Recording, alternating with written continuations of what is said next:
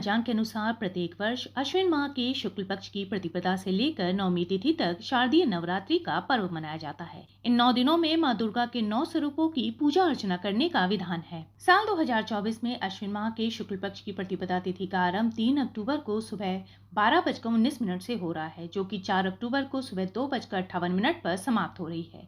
इस प्रकार उदया तिथि के हिसाब से शारदीय नवरात्रि 3 अक्टूबर 2024 दिन गुरुवार से आरंभ हो रहा है। साथ ही शारदीय नवरात्रि का समापन 12 अक्टूबर 2024 दिन शनिवार को होगा।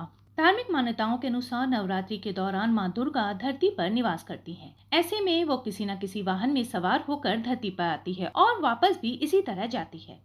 वार के अनुसार देवी के आगमन और प्रस्थान के वाहन का निर्णय लिया जाता है। अगर नवरात्रि सोमवार या रविवार को आरंभ होती है तो मां दुर्गा हाथी में सवार होकर धरती पर आती है। इसी प्रकार यदि नवरात्रि का आरंभ मंगलवार या शनिवार के दिन होता है तो मां दुर्गा घोड़े पर सवार होकर धरती पर आती है। इसी प्रकार यदि नवरात्रि का आरंभ शुक्रवार या गुरुवार को होता है तो मां दुर्गा डोली पर सवार होकर धरती पर आती है। इसी प्रकार बुधवार के दिन अगर नवरात्रि का आरंभ होता है तो मां दुर्गा नौका पर सवार होकर धरती पर आती है।